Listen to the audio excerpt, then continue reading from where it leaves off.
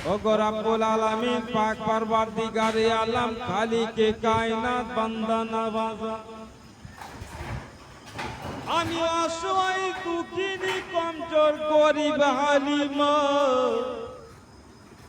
আমার কাছে দুনিয়ার দৌলতের কমি আছে কিন্তু তোমার কাছে কোনো জিনিসের কমি না ও গো রব্বুল আলামিন তুমি তোমার রহমতের খাজানা দিয়ে আমার দুঃখী জীবনকে তুমি সুখী করে দাও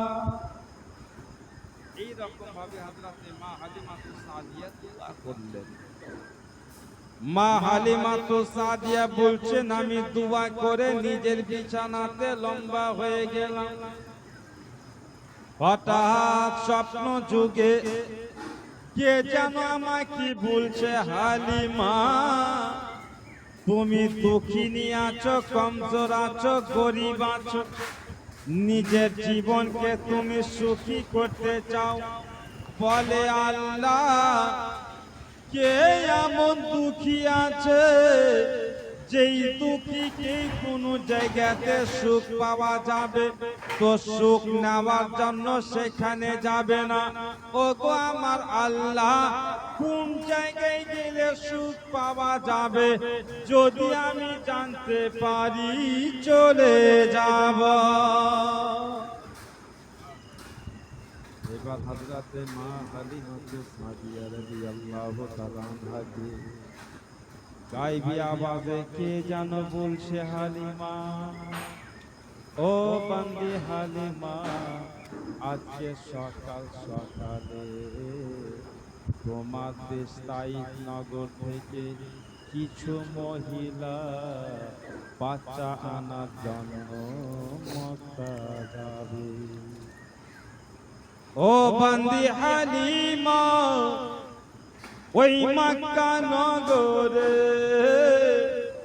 একটা ছেলে সন্তানের জন্ম হয়েছে সেই ছেলে সন্তানের নাম মুহাম্মদ ইয়েতিম ছেলে তার জীবনে তার বাবা বেঁচে নাই কিন্তু ওই ইয়েতিম বাচ্চা মুহাম্মদের এতই বরকত আছে এতই রহমত আছে হালিমা সেই বাচ্চা মুহাম্মদকে কোলে করে যদি আদর করতে পারো মুহাব্বত করতে পারো তো ওই বাচ্চা মুস্তাফার বরকতে তোমার দুঃখী জীবন খানা সুখিয়ে হয়ে যাবে হযরত মা হালিমাতুস সাদিয়া রাদিয়াল্লাহু তাআলা আনহা এই স্বপ্ন দেখে বিরাদার ঘুম থেকে জেগে গিয়েছে পাশে নিজের স্বামী হারিস বিন আব্দুল উজ্জাকে জাগাচ্ছে ওগো আমার মাথাটা ঝাঁকা একটু আমার কথা শুনুন মা হালিমাতুস সাদিয়া স্বামী জেগে গেল স্বপ্নের কথাটা শুনিয়া দিলেন এবার হারিস বিন আব্দুল উজ্জা মা হালিমাকে বলছে হালিমা তুমি কি পাগল হয়েছো হালিমা তোমার গর্ভের বাচ্চা তোমার কোলে আছে একটা দিন তুমি তোমার বাচ্চাকে পেট ভরে দুধ দিতে পারো না তোমার এই কমজোর দুর্বল শরীর দেখে মক্কার কিয়ামত পাগল আছে তোমাকে বাচ্চা দিতে কি লাভ হবে না বলে স্বামী চলুন তো দেখি বেরাদার সকাল হলো কিছু মা মক্কার দিকে চলে যাচ্ছে মা হালিমা আওয়াজ করছে ও মা দাদা মা হালিমাতুস সাদিয়া বলছেন আপনারা কোথায় রওনা দিয়েছেন বলছে মক্কা নগর যাচ্ছি বাচ্চা আনার জন্য এইবার মা হালিমা বলছে শুনো গো আমিও তোমাদের সাথে বাচ্চা আনার জন্য মক্কা যাব একটু দাঁড়াও ওই মায়েরা দাঁড়িয়ে গেল এইবার মা হালিমাতু সাদিয়া রাদিয়াল্লাহু তাআলা আনহা তার বাড়িতে একটা উটনি ছিল, উটনিও বড় কমজোর, উটনিও খুব কমজোর। চলছে বিরাদার মুআজ্জাজ, চলতে চলতে বসে যাচ্ছে তো উঠতে পারে না। বিরাদার মুআজ্জাজ হাজিরিন, এমন দুর্বল কমজোর উটনি কে নিয়ে হযরতে মা হালিমাতু সাদিয়া আর হালিমার স্বামী ওই মক্কার দিকে রওনা দিয়েছে। তো মায়েরা বলছে, হালিমা তোমার সাথে গিয়ে লাভ হবে না, তুমি নিজে কমজোর, তোমার সাওয়ারিটাও কমজোর। এই কমজোর সাওয়ারি যেতে যেতে অনেক টাইম লাগিয়ে দিবে, তুমি পিছন পিছনে এসো, আমরা আগে আগে যাচ্ছি। মা হালিমা থেকে গেল, ওই মায়েরা চলে গেল। এইবার বিরাদার মুআজ্জাজ সামিনে কেরামে এক মা আমিনার ঘরে দাখিল হয়েছে, জোরে বলো, মুহাব্বতে বলো। তো বিরাদার মুআজ্জাজ মা আমিনার কাছে গিয়ে মা বলছে, আমিনা আপনার কোলের বাচ্চা লালন পালন করতে আমাকে দিবেন? হযরত আমিনা বলছে, এই মক্কা নগরে কি এমন মা আছে যে বাচ্চা জন্ম দেওয়ার পরে নিজের কাছে রেখে বড় করেছে? মক্কা শহরে তো কানুন আছে, বাচ্চা প্রসবের পরে মা নিজের বাচ্চাকে নিজের কাছে রাখতে পারবে না, দিহাতি মেয়েদের দিয়ে দিতে হবে। আমিও দেব, জোরে বলো। এবার বিরাদার মুআজ্জাজ মা আমিনা মুস্তাফা সাল্লাল্লাহু আলাইহি ওয়াসাল্লামকে হাতে তুলে ওই মায়ের কোলে দিয়েছে, জোরে বলো। নিয়ে বিরাদার আদর করলেন, মুহাব্বত করলেন, গালে মুখে চুমা দিলেন। এইবার এই মা আমিনাকে জিজ্ঞাসা করছে, তোমার চেহারা মুস্তাফা সাল্লাল্লাহু, তোমার সন্তান মুস্তাফার চেহারা যদি এত সুন্দর, তো মুস্তাফার বাপ কত সুন্দর। ও বোন আমিনা, তোমার লাডলা দুলারা যদি এত সুন্দর আছে, তুই লাডলা দুলারার বাপ কত সুন্দর হবে বলো আমিনা।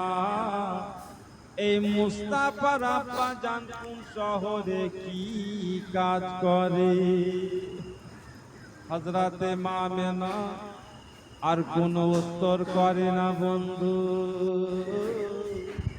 ওই মায়ের কথা শুনে অজনয়নে কেঁদে যায়। মায়ের তুই চোখটা চটচট করে পানি প্রবাহিত হয়েছে। এই মা জিজ্ঞাসা করছি, আমিনা আমি তোমায় কি কোনো বড় কথা বলিনি? তোমার সন্তানের নাম করেছি, সন্তানের বাবার জন্য জিজ্ঞাসা করেছি, কথা বলো না, শুধু কাঁদছো, কেন কাঁদছো বলো? হযরতে মা আমিনা বলছে, কোন মুখ দিয়া বলবো আর কেমনে বলবো? এই সন্তান মুস্তাফার আব্বা জান কোন শহরে থাকে? আমার এই লাডলা দুলারা যখন আমার গর্ভে ছিলেন, এই লাডলা দুলারা বাচ্চার বাপ আব্দুল্লাহ বিজনেস করার ক্ষেত্রে সিরিয়া দেশে রওনা দিয়েছিলেন। আসার পথে আমার লাডলা দুলারা মুস্তাফাকে ইয়েতিম করে চলে গিয়েছে। এই মুস্তাফার জন্ম 6 মাস আগে মুস্তাফার বাপ আব্দুল্লাহ আবওয়া মুকামে কবরস্থ হয়েছে। যেমন এই কথা শুনে বিরাদার এই দাইমা বলছে, আমিনা তোমার এই বাচ্চা নেওয়া হবে না, তোমার বাচ্চা তুমি নিয়ে না।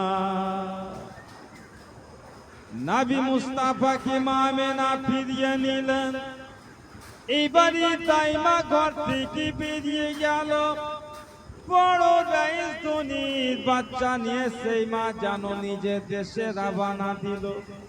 একের পর এক তাইফ নগর থেকে যতই দায়ী এসেছিল সমস্ত দায়ীরা এক এক করে আমিনার কাছে গেল, মুস্তাফাকে কোলে নিল, আদর করলো, মুহাব্বত করলো। আর যখনই জানতে পারলো মুস্তাফার বাপ বেঁচে নাই, মুস্তাফাকে আমিনার ফিরিয়ে দিল। এইবারে মায়েরা বাপ বড় ধনীর বাচ্চারাকে নিয়ে নিজের দেশে থেকে রওনা দিয়েছে। হযরতে মা হালিমা সাদিয়া শেষে মক্কা নগরে পৌঁছাচ্ছেন। শুনতে পাচ্ছে বাপ মক্কা নগরে আর কোনো বাচ্চা না। মায়েরা নিয়ে গেছে। এইবার বিরাদার মুআজ্জাজ হালিমা সাদিয়ার স্বামী হারিস বিন আব্দুল উজ্জা বলছে, বিবি আমি তোমাকে বলেছিলাম গিয়ে লাভ হবে না, তুমি আমার নিষেধ শুনলে না, চলে আসলে দেখো খালি হাতে এসেছিলাম, এবার খালি হাত ফিরে চলো। মা হালিমা সাদিয়া কেমন আবেদা ছিলেন, জাহেদা ছিলেন। হারিস বিন আব্দুল উজ্জা নিজের মাথার তাজকে বলছে না, যখন মক্কা নগরে চলে এসেছি নিয়ত ছিল কোনো বাচ্চাকে সঙ্গে করে নিয়ে যাব, কিন্তু বাচ্চা পেলাম না, নসিবে ছিল না। যখন মক্কা চলে এসেছি তো চলো কাবা শরীফে তাওয়াফ করে আসি। কাবার তাওয়াফ করি। হযরতে মা হালিমা স্বামী হারিস বিন আব্দুল উজ্জাকে সঙ্গে করে কাবার দিকে গেলেন। বিরাদার মুআজ্জাজ কাবা শরীফে তাওয়াফ হলো।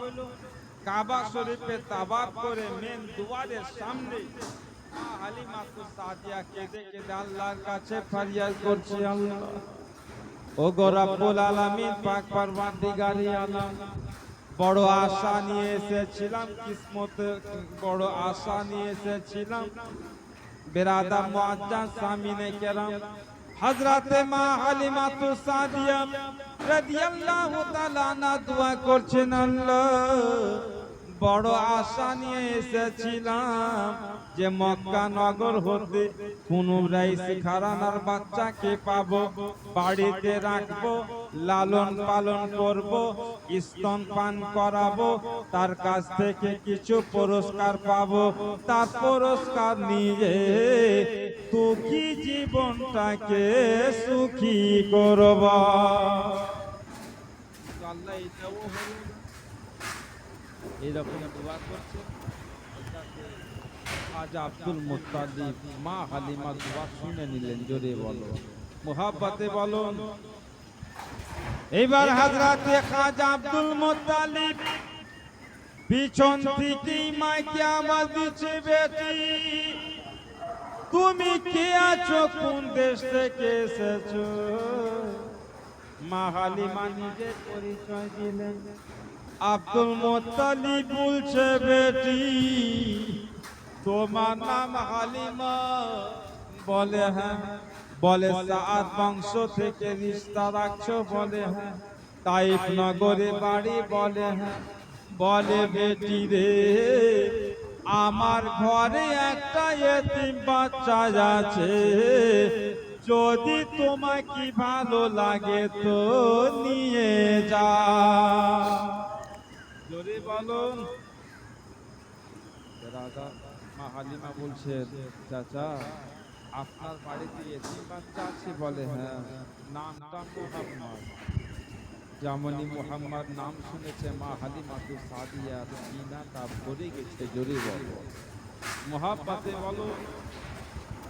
মা হালিমা সাদিয়া আব্দুল মুত্তালিব কি বলছে, ঠিক আছে চাচা, আমার সঙ্গে আমার মাতা তাজ আমার স্বামী আছে, তাকে একবার জিজ্ঞাসা করি। মা হালিমা স্বামীকে জিজ্ঞাসা করলেন, মা হালিমা তো সাদিয়া স্বামী বলছে বিবি খালি হাত যাওয়ার চাইতে ভালো হবে যে এতিম বাচ্চাকে নিয়ে চল।